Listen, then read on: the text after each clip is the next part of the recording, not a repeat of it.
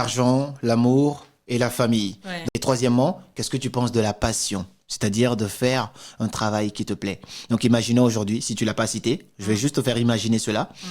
Aujourd'hui, imaginons que tu travaillais que dans la restauration et que tu gagnes quand même de l'argent. Je ne sais pas, est-ce que tu te sentirais si bien parce que tu es passionné dans le travail que tu fais quand même sur les réseaux? Tu aimes bien ça. Du coup, est-ce que si tu arrêtes les réseaux, tu vas pas t'ennuyer un petit peu dans le sens où c'est quand même ta passion dans laquelle tu travailles? Si je Imagine devais juste arrêter la que tu as comédie. arrêté et que tu fais que la restauration. Tu sors 9 heures, tu rentres à... Ah, ça me tuerait. Je te T'as jure. vu? La restauration, en fait.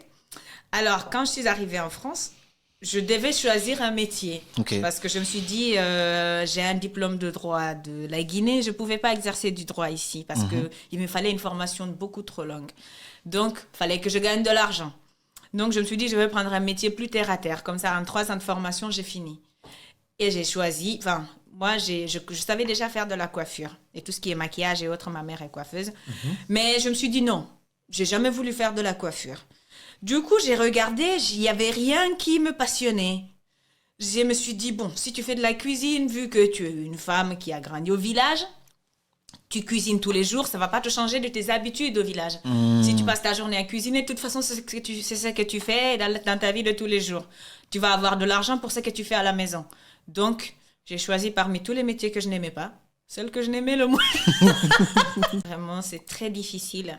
Je pense que c'est pour ça qu'il n'y a que des hommes là-bas. Si tu es en couple, cette personne fait partie de ta famille. C'est très intense et surtout le contraste entre le froid et le chaud, le bruit, c'est très fatigant. Yeah. Si tu veux une anecdote, j'en ai une belle. Hein. Vas-y. Ok. Je te jure. Je travaillais au Futuroscope à l'époque. D'accord. Ok. C'était mes premiers jobs étudiants depuis que je suis arrivé en France. Je travaillais dans la plonge. Donc ouais, là où on faisait la plonge, exactement. Quand on ramassait les assiettes, on amenait là. Et c'était pendant les vacances de Noël. Je me rappelle encore pendant les vacances de Noël.